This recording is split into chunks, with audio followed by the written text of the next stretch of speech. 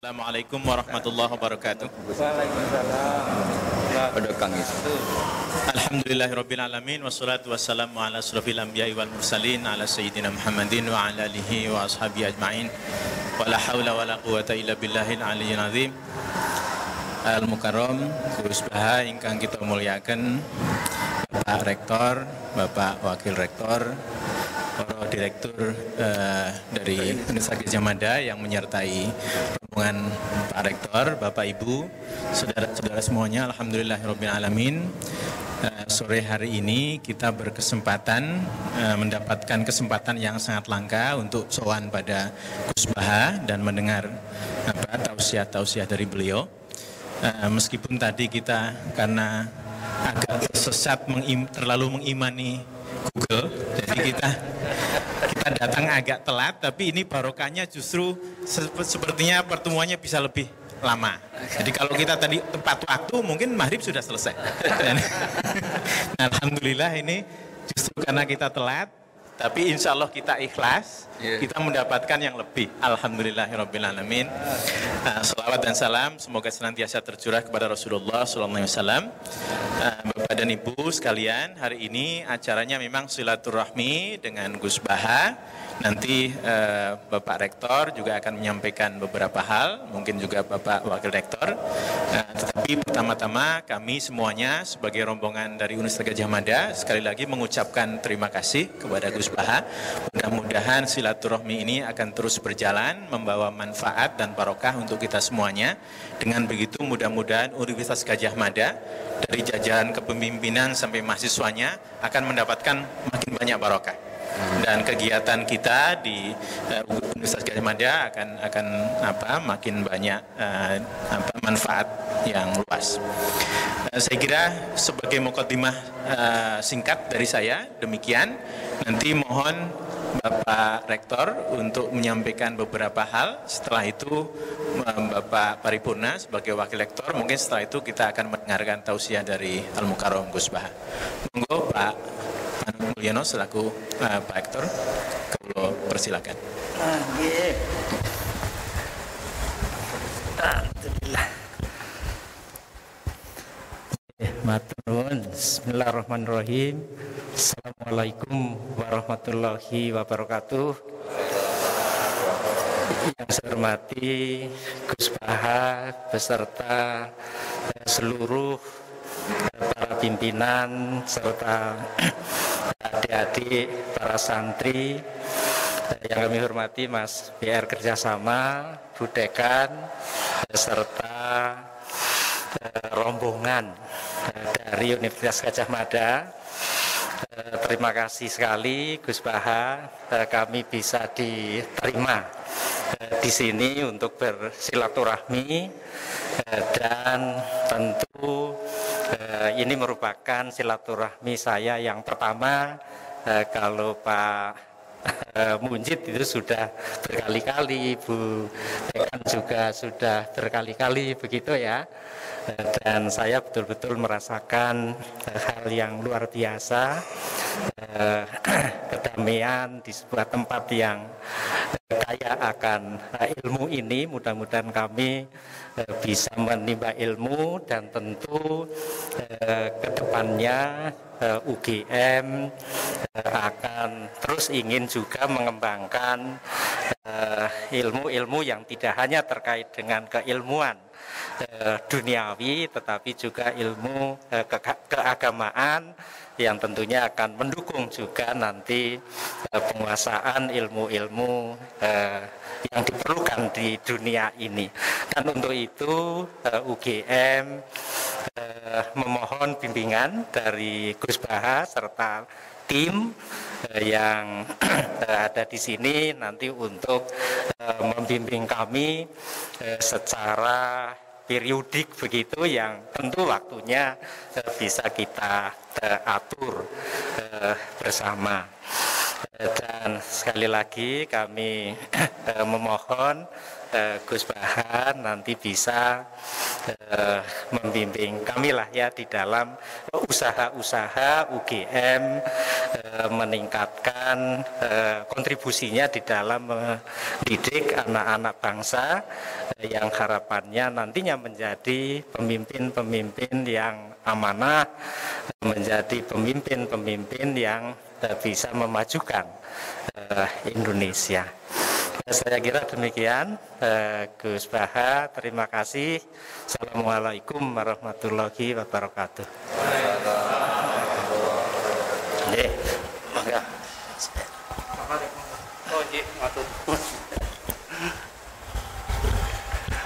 Assalamualaikum warahmatullahi wabarakatuh.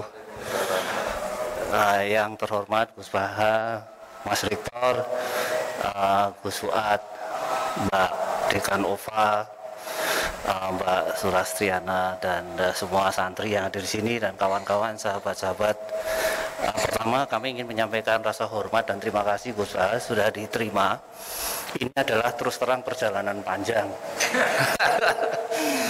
Jadi diawali dari Gus Baha pernah rawuh ke Fakultas Kedokteran. Kehutanan dulu, Ji. Kehutanan, dan kemudian kami mencari ini gimana nih bisa connect ke Gus Baha itu. Alhamdulillah Gus Fuad pada waktu itu datang menyampaikan pesan Gus Baha kepada rektor dan kami. Kemudian kami berspekulasi Gus Baha karena kami didesak oleh teman-teman kagama gitu. Saya non sewu tadi agak sombong dengan teman kagama bahwa saya sudah merasa dekat dengan Gus Baha dan UGM akan mengundang Gus Baha gitu. Jadi teman-teman kagama itu kemudian sudah menentukan hari, tanggal, gitu, lalu ditulis Gus Baha, saya deg-degan, dikasih tanda gitu dalam konfirmasi, mati aku gitu. Nah, kemudian saya pikir-pikir, nah ini ternyata kami mendengar ada hubungan khusus antara Gus Baha dengan Romonda dari Prof. Ova gitu. Nah, ini saya menggunakan senjata rahasia gitu. Saya WA Prof. Ova, Mbak Ova nyuwun tulung, kita pakai dua jurusan. Saya WA Gus Fuad, panjenengan juga WA, syukur-syukur bisa langsung ke Gus Baha. Siap gitu. Kan sampai hari terakhir ya, hari terakhir Gus Fuad ngendiko, hari terakhir bisa yes gitu. Waduh, jadi tidak hanya bahagia Gus Fuad, kami juga memiliki kepercayaan diri yang lebih besar gitu, bisa mengundang Gus Baha di depan teman-teman alumni gitu. Dan betul-betul itu hanya 1 jam kami mendapatkan waktu, bahkan kurang sedikit, tapi isi tausiahnya memang harus kami akui lain daripada yang lain dan langsung menohok kepada hati nurani dan mudah sekali dipahami gitu. Dan ini saya juga buka rahasia lagi Gus Baha, kemarin saya ketemu dengan Dirut dan Direktur Pertamina Geothermal Energy gitu. Kami akan mengadakan janjian, kemudian wah nggak bisa saya ke Rembang, ngumpul yang Rembang, semua sowan Gus Baha. Kenal nih Mas? Iya, aku kenal nih Mas. Apa? Pintar banget ini. Nah, dari tausiah yang tadi diberikan itu semuanya serba sederhana disampaikan. Alhamdulillah kami sudah mendapatkan pencerahan, dan ini tadi betul karena jalannya kita kesasar, kita oleh Gusti Allah diparingi bonus. Ini kan sebenarnya kita sudah harus pamit tuh. Diparingi bonus bisa mendengarkan tausiah Gus Baha. Jadi tanpa mengurangi waktu kami kembalikan Gus Pak Munjid, Gus Munjid, matur nuwun sangat atas kesempatan yang diberikan. Matur nuwun. Assalamualaikum warahmatullahi wabarakatuh. Assalamualaikum warahmatullahi wabarakatuh. Matur sembah nuwun Prof. Parif dan Prof. Panut Mulyono. Jadi seperti tadi sudah disinggung oleh Pak Rektor, di UGM itu ada semarak sekali kegiatan Islam. Tetapi seperti saya sampaikan waktu soal sebelumnya, karena saking semaraknya, begitu banyak orang datang ke UGM untuk mengambil bagian, tapi yang mengambil bagian itu tidak selalu yang kompeten. Sehingga kampus termasuk UGM itu, saya sebut kemarin, Gus Baha itu sempat, kita itu seperti pasar gelap Islam. Nah, itu. Jadi karena itu nyambung dengan apa yang disampaikan Gus Baha, bahwa belajar agama itu bahaya kalau tidak ada gurunya. Nah, sekaligus kami datang silaturahmi, sekaligus sebagai upaya untuk kami berguru kepada Gus Baha, dan kami sangat berharap mudah-mudahan di waktu yang akan datang nanti panjenengan punya waktu kerso untuk menjadi guru bagi para dosen dan para mahasiswa di Universitas Gadjah Mada, sehingga diharapkan ya ada acara yang lebih istiqomah gitu, entah nanti kalau masih pandemi ya virtual, tetapi setelah ini selesai mudah-mudahan nanti kerserawuh setiap berapa bulan sekali atau setiap bulan alhamdulillah sekali. Jadi nah ini mudah-mudahan menjadi muqaddimah bagi kita semuanya. Monggo kita sekarang dengarkan tausiah dari Gus Baha yang kita hormati. Mudah-mudahan kita semua akan bisa memetik pelajaran. Monggo Gus Baha. Alhamdulillah. Assalamualaikum warahmatullahi wabarakatuh. Bismillahirrahmanirrahim. Alhamdulillahirabbil alamin wassalatu wassalamu ala asyrofil mursalin sayyidina Maulana Muhammadin wa ala alihi washabihi ajmain, amma ba'du.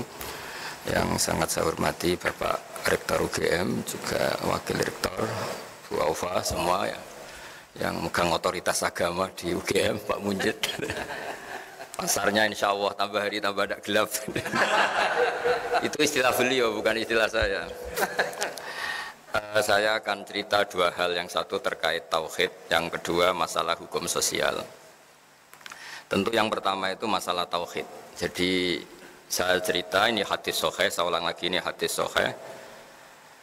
Ketika para malaikat merasa imannya lebih kuat karena melihat aras langsung, melihat surga langsung, melihat neraka langsung secara langsung, ternyata oleh Allah, kata Allah, sungguh mengagumkan imannya para manusia. Kenapa ya Rabbi, kenapa ya Allah? Karena tidak melihat aras langsung, tidak melihat surga neraka, tapi percaya. Itu kan luar biasa. Enggak tahu tapi percaya. Dalam hal iman Pak Rektor itu memang agak unik. Enggak ilmiah itu kadang lebih benar. Jadi enggak ilmiah itu kadang lebih benar dalam hal iman. Dulu Imam Syafi'i punya guru Imam Malik, itu diberi satu analogi. Kamu punya dua pesuruh atau pembantu, atau kalau dulu masih era perbudakan ya budak. Memang harus disesuaikan zaman. Dulu bahasanya Mang Abdun, Abdun itu hamba sahaya, dulu masih ada. Terus si yang budak ini dikasih perintah, batu besar itu angkat.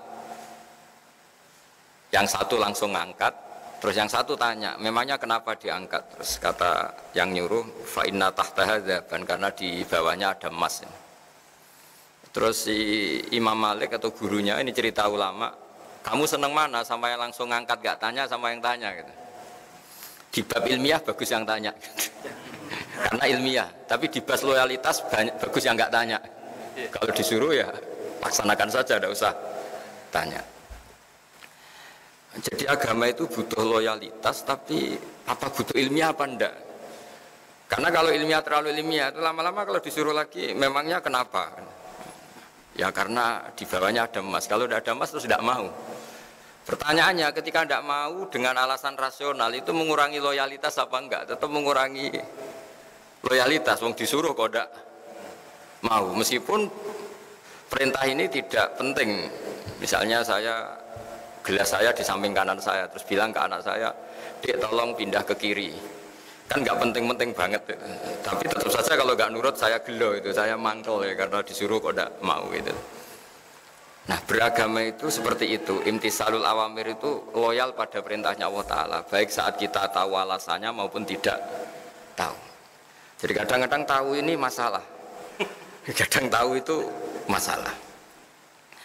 Nah kemudian itu disebut iman. Iman itu percaya sama ketentuan Allah Ta'ala. Makanya saya sering didatangi beberapa orang, Gus saya ikut training sholat khusyuk, dan saya tambah khusyuk sekarang karena tahu fungsinya rukuk begini, fungsinya sujud begini. Lama-lama sholat tuh kayak senam yoga, karena semua fungsinya itu fisik, kesehatan itu. Tapi bagi yang nggak tahu malah pokoknya Allah nyuruh rukuk sujud itu, pokoknya disuruh ya kita nurut saja, gak penting tahu. Karena kalau terlalu tahu nanti fungsi senam ini, fungsi sholat tuh kayak senam. Kalau terlalu apa? Tahu. Nah, makanya ini kan ya kampus-kampus itu kan terkenal lembaga keilmuan. Jadi agama itu jangan terlalu dianalisis lah, nanti ribet. Karena nanti panjang gitu, nanti jadi panjang gitu. Karena kalau terlalu tahu itu jadi repot itu. Nah, tapi lagi-lagi agama itu tidak anti ilmu. Saya ulang lagi, tidak anti ilmu. Suatu saat ini ada di kitab. Anda boleh percaya boleh tidak, tapi ada di referensi kami. Singkat cerita, Allah itu memanggil ulama, namanya Imam Amudi. Imam Amudi itu guru matematika, jadi dia ulama besar, tapi dia guru matematika. Ya agak aneh, imam besar tapi dia guru matematika. Terus ketika beliau ketemu Allah, wafat itu, sama Allah disuruh ngajar malaikat. Jadi bukan sekedar ngajar di UGM, ngajar para malaikat. Maka saya cita-cita bersasar itu jadi guru malaikat. Ya bukan malaikat yang papan atas kayak Jibril, Mikail, pokoknya malaikat lah. Yang biasa lah. Imam Amudi itu disuruh ngajar para malaikat. Ini penting bagi kampus-kampus keilmuan kayak UGM, UII, semua kampus-kampus Indonesia lah. Malaikat sempat tersinggung, kenapa saya diajarin manusia tentang iman, wong kita tahu surga, tahu neraka, bahkan kita dekat aras, dekat alam langit lah, alam malakut. Terus Imam Amudi memberi penjelasan tuh ya pakai cara Indonesia mungkin ya pakai kapur, pakai bor, kalau di kampus mungkin pakai layar, pakai apa. Kenapa kamu punya iman sekuat imannya malaikat? Karena dia guru matematika bilang begini, angka 2 maupun angka 3 sampai miliatan sampai triliunan itu nisbatus naini wassalah sailama la nihayatalah, itu nisbatul far'i ilal asli. Mau angka kayak apa jumlahnya besar 2, 3 sampai miliatan, itu dibanding angka 1 itu cabang ketemu pokok atau cabang dari pokok. Kalau bahasa Arab nisbatul far'i ilal asli. Semua itu bersumber dari 1. 2 ya bersumber dari 1, 3 ya 1, miliatan juga 1. Berarti alam raya yang seluas ini juga bersumber dari zat yang 1, yaitu Allah Ta'ala. Artinya terus malaikat bertak kagum. Ternyata cara iman seperti ini juga enggak kalah mantapnya dengan yang melihat surga langsung, neraka langsung. Karena nisbatus naini wassalasa ila ma la nihayatalaha nisbatul far'i ilal asli. Semua angka berapapun jumlahnya, 2 sama 1 miliar itu sama. Sama-sama dibanding angka 1 semuanya itu asal usulnya tetap angka 1. Setelah itu Imam Amudi bikin gambar, mulai gambar yang rapi kayak gedung yang baik sampai gambar yang ruwet, sampai gambar yang enggak karu-karuan. Terus beliau, ini gambar ruwet, ya luas kan gambar ini, ya ruwet kan, ya ruwet. Semuanya dari 1 titik.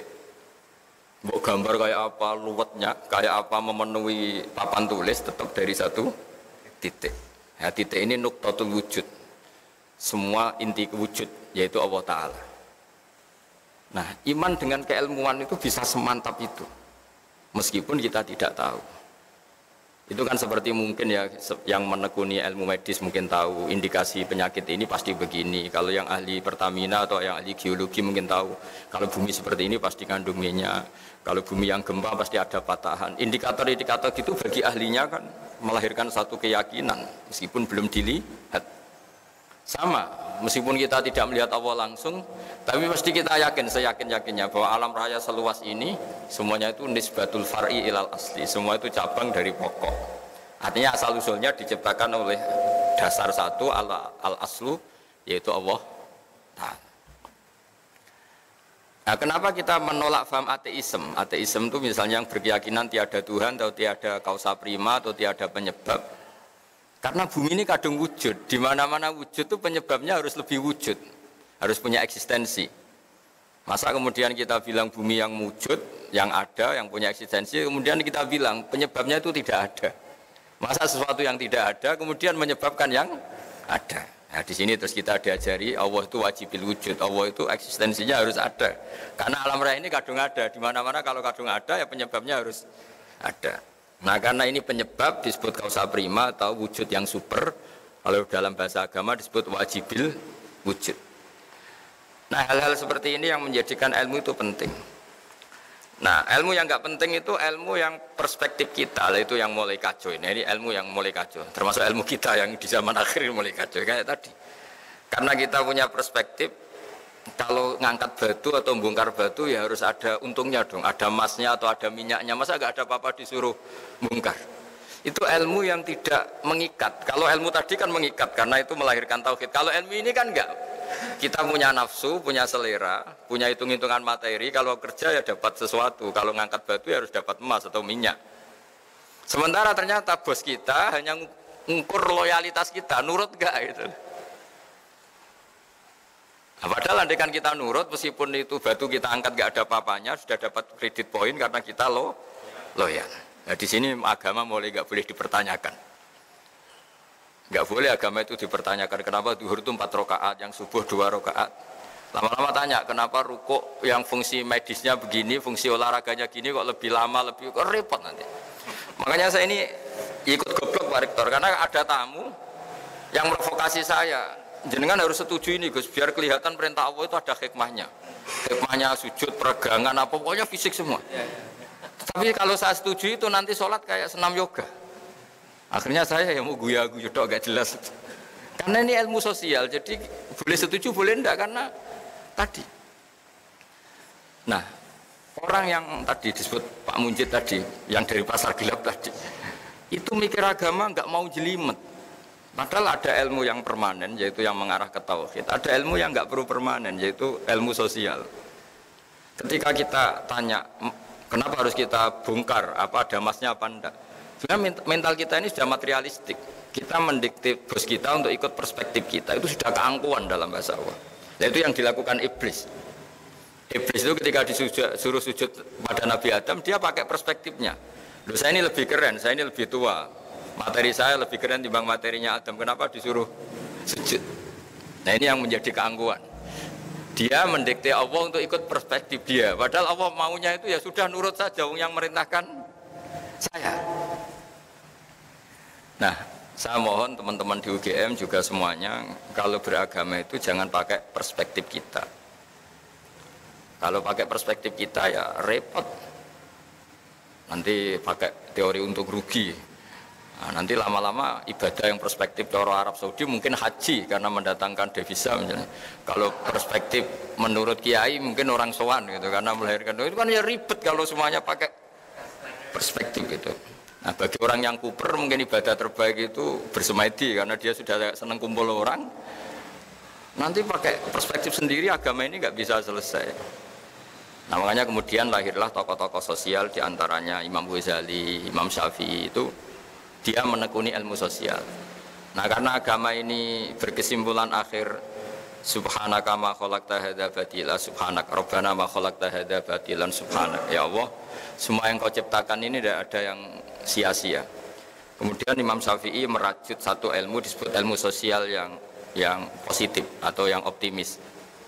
Saya berkali-kali cerita kalau Imam Syafi'i diceritain orang tadi yang ketemu engkau cium tangan hormat itu kalau di luar ngerasani jenengan, ngata-ngatain jenengan. Imam Syafi'i tertawa tak senang. Berarti saya hebat. Hebat gimana orang itu munafik di depan Anda hormat, di luar enggak? Berarti saya wibawa, di depan saya agak berani. Jadi dia anggap enteng saja apa? Berarti saya wibawa, buktinya di depan saya enggak berani. Dikira itu kan terus dia kaget Imam Syafi'i, ternyata enggak. Terus dikasih tahu lagi, separuh dari kampung ini enggak seneng sama jenengan. Baguslah, berarti separuh kampung ini enggak mungkin utang saya, karena enggak seneng itu mesti tidak utang. Tuh, kalau seneng malah pinjam mobil, utang, ribet. Nah, semenjak itu terus agama menjadi indah. Asik. Makanya saya berkali-kali kalau ada baru nganten anyar itu kalau nasihat saya, kamu kalau istri kamu marah ya bagus. Barokahnya marah nggak seneng tuh nggak minta ke mall. Kalau harmonis malah minta ke mall mahal kata saya. Jadi kalau harmonis ya nikmatnya harmonis, bisa jalan-jalan ke mall, ke cari bakso. Kalau baru neng-nengan ya bagus ya nggak berbiaya kan. Sudah pokoknya yang gampang-gampang saja kata saya. Jadi ulama itu punya seni untuk ngelola sosial itu. Saya itu zaman belum kenal UGM ya seneng, kenal ya seneng. Barokahnya nggak kenal ya nggak diganggu seperti ini. Mungkin barokahnya kenal kalau saya politikus punya akses. Tapi kebetulan saya kan tidak politikus itu, jadi ya Saya tidak tahu fungsi kenal Pak Munjid untuk apa, tidak tahu. Tapi kalau saya politikus mungkin ini keren, bisa jadi jejaring politik. Tapi kan saya tidak politikus itu. Tapi yang jelas nanti masuk surga itu rame-rame. Saya butuh teman banyak. Kalau di surga sepi juga agak enak lah jadi teman. Nah, ilmu sosial ini juga yang nanti saya baca di antara tulisan saya supaya tahu, kita semua tahu kalau ilmu sosial itu pakemnya enggak jelas itu karena memang ukurannya beda-beda. Ya bisa dilihat di halaman 24 ya. Di halaman 24. Saya baca terjemahnya saja ya. Mungkin jenengan lebih kulino bahasa Inggris, ini kalau ada bahasa Arab jadi dianggap jimat. Saya baca terjemahnya saja yang baris paling bawah 24 itu. Nabi Yahya suka berkawan dengan orang-orang baik, tentu itu baik. Sedangkan Nabi Isa memposisikan diri sebagai dokter yang mengobati orang sakit. Tentu ini juga baik asal dilakukan orang yang benar dan dengan cara yang benar. Jadi singkat cerita, itu Nabi Isa itu kalau jalan-jalan di satu komunitas atau satu masyarakat atau satu daerah, itu mesti dia nginep atau nyari orang terburuk di sini siapa itu. Orang yang paling dibenci banyak orang itu siapa gitu. Kalau Nabi Yahya enggak tanya orang paling baik di sini siapa. Yang Nabi Yahya bermalam di tempat orang baik, yang Nabi Isa suka berkawan yang kurang-kurang baik gitu. Singkatnya dua nabi ini kan sezaman, Nabi Yahya dan Isa. Terus akhirnya ditanya sama Nabi Yahya, kenapa kamu suka berkawan orang-orang enggak baik?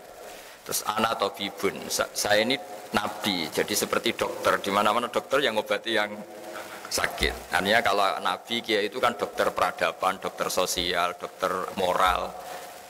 Jadi itu kan ukurannya enggak jelas. Kalau kita bertawan orang baik, potensinya itu coro Jawa tahsilul hasil nguyai segoro. Wong wis sehat kok didatangin dokter untuk apa? Wong sudah baik kok didatangkan kiai untuk apa? Corong Jawa itu nguyai segoro itu. Tapi berkawan orang jelek, ya potensinya memang mengobati, tapi ya potensi katut. Karena ya iman pas-pasan. Jadi kan, tapi itu kan satu ilmu bahwa kalau kita ingin mengentas kejahatan atau mengentas kebodohan, mau tidak mau harus mau bersosialisasi kan.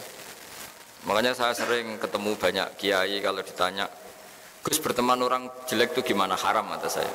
Tapi kalau membina orang jelek baik dan bisa bina kalau berteman kan bulat-bulat. Bulat-bulat. Jadi logika yang dibangun kan berteman orang jelek haram, membina orang jelek baik. Bisa bina kalau berteman. Tapi bisa keblontor ya kalau berteman.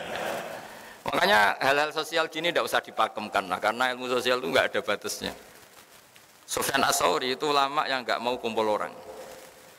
Yang satu temannya itu suka kumpul orang. Ditanya, kenapa kamu suka kumpul orang? Ya karena bisa jamaah, bisa ngajar, bisa macam-macam. Terus kata Sufyan As-Tsauri, wahal takrohu illa man ta'rif. Kamu pasti benci dan kecewa ya sama orang yang kenal. Artinya gini, kita akan disuruh mencintai orang Islam gara-gara kenal itu kan punya pengalaman ditipu, disombongin, dikata-katain, dicuekin. Karena takut itu terjadi, Sufyan As-Tsauri milih tidak kumpul orang. Tapi tidak kumpul orang kemudian juga kalau punya mobil nggak pernah dipinjam, kalau punya uang yang nggak pernah nolong orang. Jadi efeknya sama-sama, bisa iya bisa enggak. Itu nggak ada batasannya. Saya termasuk kiai yang jarang pergi sama istri, karena ya pikiran saya sederhana, di rumah ketemu, masa di perjalanan ketemu, itu kan bisa bosen itu. Tapi ada yang sama istrinya pergi bareng terus, karena selain nemani juga sambil ngawasi. Itu kan batasan sosial itu enggak jelas. Jadi apa ya? Makanya tadi kalau ditanyakan, tadi Pak Rektor juga tanya, berteman non-muslim, berteman, ya, itu enggak ada selesainya seperti itu, karena saya juga pernah matur sama Bu Aufa, karena tadi kalau kita misalnya jadi dokter terus ngobati orang yang potensi korupsi lagi, potensi jahat lagi, gimana hukumnya menyembuhkan orang yang potensi jahat lagi dan punya jejak memang jahat gitu. Ya pertanyaannya, bagaimana kalau barokahnya kamu obati terus simpati terus jadi baik. Tapi ya terlalu ada pertanyaan, bagaimana gara-gara kamu obati jadi bisa jahat lagi. Kan nggak ada selesai. Kita berkawan non muslim ya gitu, kalau orang Islam kita baik, barokahnya itu mungkin tertarik sama Islam. Tapi bisa saja karena kebaikan kita sarana itu dipakai yang tidak baik. Itu siklus sosial itu enggak pernah selesai.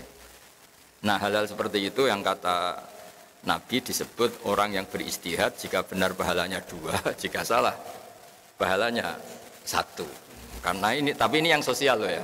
Kalau tauhid ya hanya tunggal tadi, karena tauhid itu kebenaran tunggal. Sehingga kalau di tauhid nggak nerima konsep kecuali fama da ba'dal haqqi illa dhalal. Kalau nggak benar ya pasti salah. Nah, kebetulan ilmu tauhid itu ilmu yang mudah dicerna manusia. Nah, disinilah kenapa Allah itu tetap saja ngendikan inna dina indallahil Islam. Karena setelah Imam Amudi tadi mencontohkan pentingnya iman sama Al-Wahidul Ahadus Somad, zat yang tunggal, yang satu, yang esa, entahlah terjemahnya Al-Wahid itu karena diterjemah Indonesia itu nanti padanan Arabnya kadang nggak pas, makanya sering ngeluh saya dengan Profesor Zaini, Pak Kures itu kadang ngeluh karena terjemahan Arab itu nggak mudah diterjemahkan Indonesia. Tapi apapun itu kan setelah kamu ngaji matematika atau ngaji ilmu apa saja tadi, saya punya kitab dulu diajarin Mbah Mun. Itu satu kitab itu gambar, mulai gambar gedung sampai gambar pohon sampai gambar sapi. Ternyata itu hanya untuk menjelaskan apapun ruwetnya gambar ini dimulai satu titik. Apapun alam raya seluas ini ada Mars, ada Jupiter, ada apa saja ya dimulai dari satu titik, yaitu nuqtatil wujud, yaitu wujudnya Allah Subhanahu.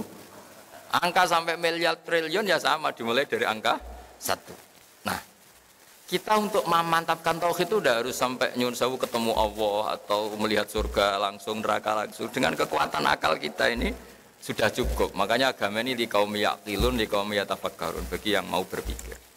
Nah, ini yang kebenaran hakiki. Tapi kalau kebenaran sosial tadi itu enggak jelas. Makanya saya kalau guyon, dan itu guyon yang ilmiah, itu ada orang itu perempuan jelek, saya berkali-kali cerita itu jelek, miskin lagi. Terus sowan sama suaminya ke saya, Gus doain saya jadi orang kaya. Saya guyonin itu. Nanti kalau suami jenengan kaya, pertama yang dievaluasi itu rumahnya diganti, jadi bagus. Mobilnya jadi ganti, lama-lama yang dievaluasi jenengan. Rumah sudah bagus, mobil bagus, tapi istrinya ini yang nggak layak gitu. Akhirnya terus bagus miskin aja. Gitu. Artinya ketika kita nganggap kekayaan itu berkah, ternyata enggak kan? Orang yang mulai berpikir macam-macam kan ya karena mapan itu. Yang dievaluasi kan rumah selesai, mobil selesai. Lama-lama yang dievaluasi apa? Istri. Nanti kalau yang istri yang kaya yang dievaluasi suami. Nah, artinya kamu tidak bisa bilang kalau kaya lebih enak timbang miskin atau miskin lebih enak timbang kaya, tidak juga. Ilmu sosial itu, saya pernah ketemu kiai, tak anggap alim lah.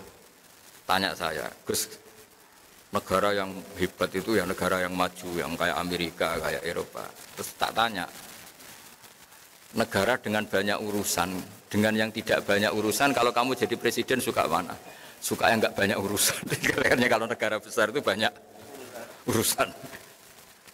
Akhirnya terus dia mikir, ternyata hukum sosial itu enggak, ya enggak itu, ya enggak jelas ya. Saya kalau punya mobil 2, kan ngurusi mobil 2, mendingan enggak punya 1 kan? Mendingan enggak punya, enggak ada yang diurus. Tapi kalau pertanyaan dibalik, tapi enggak ada yang dipakai. Tapi kalau punya mobil banyak, hebat mana manusia yang diperbudak mobil sama yang enggak, bagus yang enggak. Caranya gimana? Ya enggak punya mobil. Tapi kalau dibalik tanyanya, hebat mana manusia yang punya sarana sama enggak, bagus yang punya sarana. Jadi ilmu sosial itu boleh dibolak balik. Nah, di sini terus tak teruskan lagi, mungkin ada beda halaman tentang menghadapi orang-orang yang salah. Orang-orang yang salah. Ini ada di hadis sahih, diriwayatkan bahkan di halaman 26 ya. Halaman 26. Ini juga masih seputar teori ilmu sosial. Ini hadis diriwayatkan oleh Imam Bukhari, Imam Muslim, Nasai. Terjemahnya di halaman 27. Ada seorang alim soleh berderma kepada zaniyah, semacam orang nakal ya. Tentu jadi gunjingan yang tidak sedap. Hari berikutnya berderma lagi kepada pencuri, tentu memantik gunjingan lagi. Berikutnya berderma lagi kepada orang kaya, tentu ini pun dikritik banyak orang.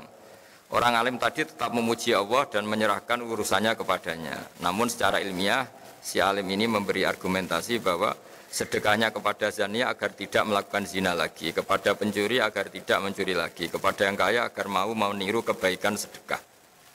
Jadi misalnya gini, orang sampai menjual diri kan karena nyari uang. Terus si orang alim tadi, udah kamu tak kasih uang, tapi tidak usah melakukan itu.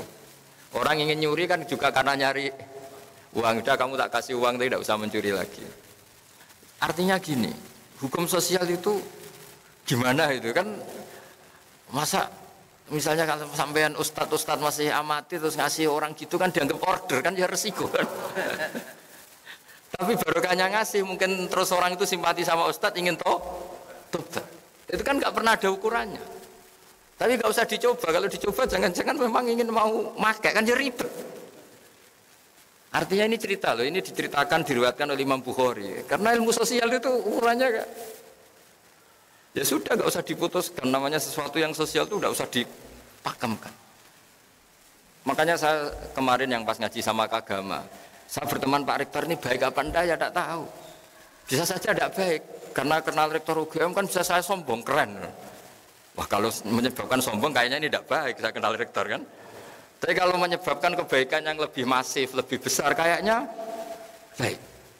Ya tapi ini ilmu sosial, jadi dilihat saja perilaku saya berikutnya. Orang kenal rektor atau kampus yang nggak maju, nyepelekan, karena mentang-mentang kenal rektor UGM, berarti kenal ini yang tidak baik. Tapi barokahnya kenal, kemudian kurangi pasar gelap tadi ya. Mungkin jadi baik. Jadi ilmu sosial kira-kira seperti itu. Saya sering kenal menteri ya, dekat kadang-kadang. Ya saya sering bilang ke istri saya dikatakan syukur ya syukur karena bisa melakukan kebaikan lebih masif, lebih general ya, lebih banyak. Tapi saya sebagai manusia jangan-jangan menjadi sombong karena kenal pejabat. Nah kira-kira perasaannya kiai orang baik ngadepi ilmu sosial itu seperti itu. Jadi nggak perlu ada jawabannya Pak Rektor kalau masalah ilmu apa? Sosial tadi. Baik kita dengan sesama orang baik maupun sama orang nggak baik. Sesama non-muslim itu ukurannya hubungannya kita dengan Allah Ta'ala. Makanya ketika Rasulullah masih sugeng, masih hidup, itu Bu Ofa, ada sahabat disuruh tabi'in itu generasi setelah sahabat. Sifli wajah Rasulillah, tolong beritahu saya kayak apa wajahnya Nabi. Itu sahabat ini nangis.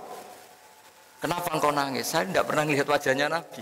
Loh, Anda kan sahabat, iya berpuluh-puluh tahun saya dari Nabi, tapi tidak lihat wajahnya.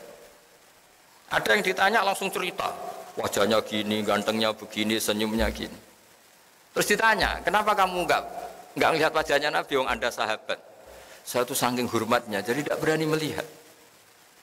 Yang satu saking senengnya saya melihat terus, jadi yang satu bisa sama-sama niat hormat, tapi cara perilakunya beda.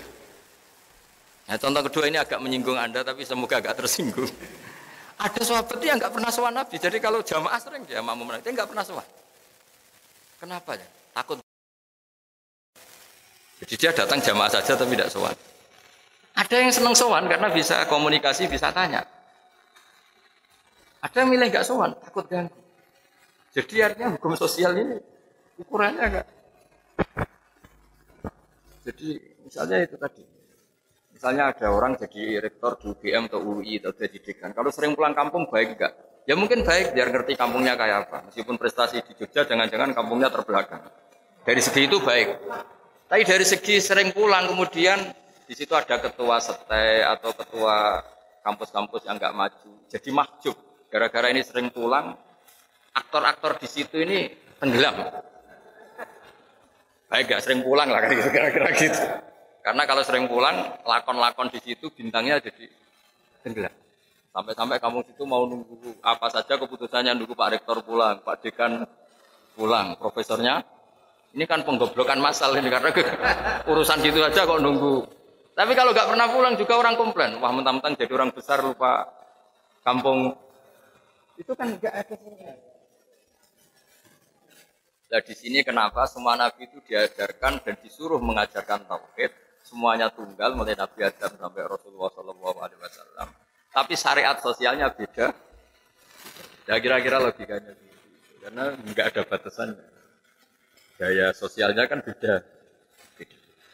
Ya saya sering menyontohkan, mungkin ibu-ibu ini agak tersinggung. Kalau dibalik Nabi Sulaiman itu istrinya banyak, Nabi Dawud ya banyak. Nabi Ibrahim hanya 2, Nabi Musa yang terkenal 1. Kalau dibalik, perempuan itu kaum lemah. Nolong orang 1 baik, kalau 2 ya mestinya lebih baik. Kalau 4 ya lebih baik. Kalau pakai teori itu. Jadi kalau teorinya dibalik, 1 orang saja terlantar, apalagi 2. Kamu milih mana? Kalau bapak-bapak milih yang pertama. Nolong 1 orang baik. Kalau 2 lebih baik. Kalau 3 provokator. Tapi kalau dibalik, 1 orang saja terlantar. Apalagi 2. Berarti 1 orang saja sudah buruk. Apalagi 2. Apalagi. Nah seperti ini nggak usah diputuskan karena ya seperti ini. Kita misalnya tidak pede bisa didik anak.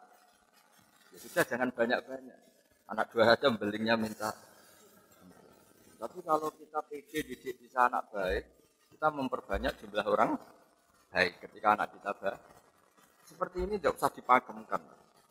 Jadi saya punya sekian contoh orang-orang dulu ngadepi orang-orang yang nyuwun sewu nakal itu ya beda-beda. Ada yang milih menjauhi orang nakal supaya enggak dicap, distigmasi bagian dari orang. Ada yang kerso nemanin sebagai proses dakwah, proses mendidik. Ya seperti itu, nggak usah gaya-gayaan niru atau tidak niru, ya sudah lah itu ilmu sosial. Pertanggungjawabannya dingersani Allah Subhanahu wa Ta'ala. Tadi ada sahabat yang saking hormatnya Nabi nggak berani melihat. Ada yang saking cintanya bisa melihat detail sampai bisa mensifati alisnya kayak apa, pipinya kayak apa. Nah, saya mohon supaya perdebatan tentang cara apa ya sosialisasi agama atau kebaikan atau moral tidak usah diperdebatkan karena ini tidak menyangkut akidah, tidak menyangkut apa tahu. Ya kayak kita lah saja pakaian hem begini bagus enggak gitu. Ya bagi orang Indonesia mungkin ada orang yang ulama itu namanya Abdul Hasan Asadili itu ulama besar yang kalau mungkin kalau sekarang tuh naiknya Alphard, pakai pakaian paling mahal. Kemana-mana pakai pakaian paling mahal. Pakai mobil paling mahal. Padahal ulama besar. Ke kampung-kampung, desa-desa, ketemu ulama yang pakaiannya sederhana, agak kumuh. Gejolak-gejolak kan. Kamu itu ulama kok tidak sederhana, mau pakai baju sederhana, baju sederhana. Kamu itu ulama kok sederhana, ngawur sekali. Barokahnya saya meliti gini, mewah gini. Umatku ora kepikirannya ngoni. Umatku ora kepikirannya ngoni. Kok gayane tawaduk ngene, malah wong kepikirannya ngoni. Akhirnya terus ya juga itu maksudnya ini. Ya kayak Pak Mujid misalnya melas gini kan orang wah. Itu kan. Tapi terus si yang ulama sederhana juga komplain. Kalau ulama kayak kamu semua itu orang miskin ya, ngenes itu. Nah ini cerita sosial, gak ada jawabannya kan apa? Imam Syafi'i dulu, ini cerita terakhir saya. Imam Syafi'i dulu itu pengagum orang miskin. Dia punya guru selalu orang miskin. Setelah datang ke Imam Malik, dia itu guru yang mewah, cara hidup mewah. Mulai komplain ya ini kiai kok mewahnya. Setelah itu Imam Malik setelah ilmunya dianggap cukup mengasihi Imam Syafi'i, sudah kamu datang ke Irak, ke Muhammad bin Hasan Asy-Syaibani. Setelah datang ke sana itu emas kiloan lantaan itu Pak Rektor itu di meja. Kalau ngitung uang di meja, uang ratusan juta atau ngitungnya di meja tamu. Ada tamu ya dibiarin, tetap di meja. Jadi satu peti dipindah ke peti yang lain. Ya, tapi maaf, saya sama Imam Malik ada cocok malah ketemu orang ini. Aduh, ngeri lagi. Karena ini orang alim ya dia tahu. Apa? Kamu heran sama orang alim kaya? Iya. Sama orang soleh kaya? Iya. Ya sudah, kalau orang soleh gak boleh kaya ini tak kasihkan pencuri, tak kasihkan orang nakal, biar dipakai dugem, dipakai maksiat. Jangan jenengan saja yang punya, biar dipakai yang positif. Berarti boleh orang alim kaya? Pun boleh. Semenjak itu Imam Syafi'i mindsetnya berubah. Ternyata kalau orang baik yang kaya kan manfaatnya kan baik. Tapi kalau yang kaya orang nakal kan bahaya kan? Negara ini juga kata Pak Rektor tadi, kalau moral bangsa ini tidak baik kan semua sarana negara bisa dipakai untuk tidak baik. Jadi kalau pejabatnya baik kan sarana ini untuk kebaikan. Semenjak itu Imam Syafi'i mulai berpikir. Sampai beliau saking overnya tuh bilang orang soleh wajib kaya sampai bilang. Sampai yang miskin tersinggung. Diwajibkan enggak, kalau enggak takdir kan enggak bisa kaya. Tapi itu betapa ilmu sosial itu ngalami perubahan juga. Ngalami perdebatan. Nah, Jadi kalau ada kiai yang di Indonesia kan banyak kiai yang pakai alfa kelihatan kaya itu ada ilmunya. Dan umatnya ada kepikiran nyangon. Yang ribet sudah kelihatan kaya masih butuh disangon itu ribet gitu. Tapi ini kan sosial ya, jadi nggak ada batasannya. Jadi yang terkenal ya Abu Hasan Asyadili yang di Indonesia disebut oleh Bapak Syadili. Itu terkenal sekali penampilannya. Itu. Akhirnya terus dua ulama ini betul-betulkan. Kamu berpenampilan sederhana, tapi bikin umat kamu merasa harus nyangon yang bagus di tawaduk, tapi tidak bagus di mari umat mikir kue. Kamu yang kelihatan kaya, ini bagus di umat gak kepikiran nyangoni, tapi umat ngenes berkoroh dia juga ngono. Nah setelah itu ya selesai. Artinya selesai itu ya dianggap ilmu sosial yang monggo saja lah ini ranah sosial, kamu boleh apa saja yang penting bertanggung jawab mengersani Allah Subhanahu. Jadi saya sendiri sebagai kiai juga pernah kepikiran kalau ngaji itu serius. Tapi bapak itu pernah bilang gini, Kak, coba nak jadi kiai nak ngaji guyon aja. Kenapa Pak? Umat terus kakean utang, terus sumpek. Wes sumpek bareng ngaji, buat sumpek nomeneh. Kata-kata bapak saya gitu. Jadi ya sudah gitu. Itu kan urusan manhaj. Ada kiai yang kalau ngaji itu serius, ya, mungkin takut ilmu agama itu jadi guyonan. Ini monggo lah, ini kan apa ranah sosial. Semuanya nggak ada batasannya. Itu sirinya, rahasianya kenapa dari sekian nabi mulai Nabi Adam sampai Rasulullah itu beda-beda manhaj sosialnya. Tapi kalau tauhid itu tunggal karena ilmu tauhid itu kayak eksak, kayak ilmu pasti. Jadi angka 2, 1 triliun, 1 miliar itu sama. Semuanya cabang dari angka. Gambar yang ruwet maupun tidak ruwet tetap dari satu titik. Makanya satu keniscayaan berkeyakinan Allahu ahad, Allahu. Itu enggak tauhid namanya. Tapi kalau sosial pendekatan tadi. Jadi istri yang dimanja itu bagus ya bagus supaya loyal sama suami. Kalau kelamaan dimanja itu artinya kebutuhannya materi. Lama-lama materi Anda tidak cukup. Tapi kalau milih dijak tirakat, ya bisa saja minggat karena tidak melarat terus. Itu kan enggak jelas. Dimanja ya potensi minggat karena kebutuhannya terus besar. Dijak tirakat ya potensi minggat karena enggak betah. Akhirnya terus, ya rumusnya kan nggak jelas akhirnya. Ya sudah nggak usah punya rumus, pokoknya ilmu sosial itu nggak usah rumus ya tadi. Kalau Anda rektor, saya misalnya kecelok kiai besar sering datang ke kampung-kampung, itu kan menenggelamkan kiai kampung, kan kasihan. Kalau ada toko-toko Indomaret atau Alfamaret di kampung-kampung kan kasihan toko-toko yang di kampung. Tapi kalau pertanyaan dibalik, orang kampung juga berhak dapat apa? Toko yang misalnya bersih, ber-AC. Kalau dibalik itu gimana ya? Ya ada toko steril, bersih. Kalau pertanyaan dibalik, berhakkah orang kampung dapat toko yang baik dan bersih? Jawabannya, ya, yang bisa ngadakan itu ya toko-toko yang besar. Tapi kalau dibalik, bolehkah toko-toko kecil dimatikan yang besar? Boleh. Bolehkah toko besar berkunjung di kampung? Boleh. Bolehkah toko besar memajubkan yang kecil? Enggak boleh. Jadi jenengan jangan sering pulang kampung. Nanti kasihan apa? Ya, dados kula matur nuwun rawuh jenengan tadi jelas niki guyon tapi serius. Atau serius tapi guyon. Tapi bahwa ngaji itu harus sering mendengar. Ya, harus sering mendengar. Saya berkali-kali cerita Nabi Ibrahim itu Khalilur Rahman, kekasihnya Allah. Suatu saat mau dibunuh, dimatikan, waktunya sudah habis. Israel datang. Ya Ibrahim, Khalilur Rahman, kau kekasihnya Allah, hari ini harus meninggal. Karena malaikat itu lugu dibantah sama Nabi Ibrahim. Wal ra'aita khalilan yumitu khalilah. Masa ada kekasih membunuh yang dikasihi? Saya ini kekasih Allah. Ada pacar membunuh yang dipacarin pas masih cinta. Ya enggak ada kata. Mesti kamu keliru, salah perintah. Akhirnya Israel lamatur, ya Allah, logika yang dibangun Ibrahim, masa kekasih bunuh yang di... Logika itu masuk akal. Israel yang malaikat saja nerima. Padahal biasanya malaikat kan nggak mau nerima logika. Nerima. Karena terlalu masuk akal. Setelah ketemu Allah ya namanya Allah kan pinter banget. Raja Allah pinter-pinter banget. Bilang begini ke Ibrahim. Wahal ra'aita khalilan yakrahu ayal khalila. Ada kekasih yang enggak siap ketemu yang dikasih.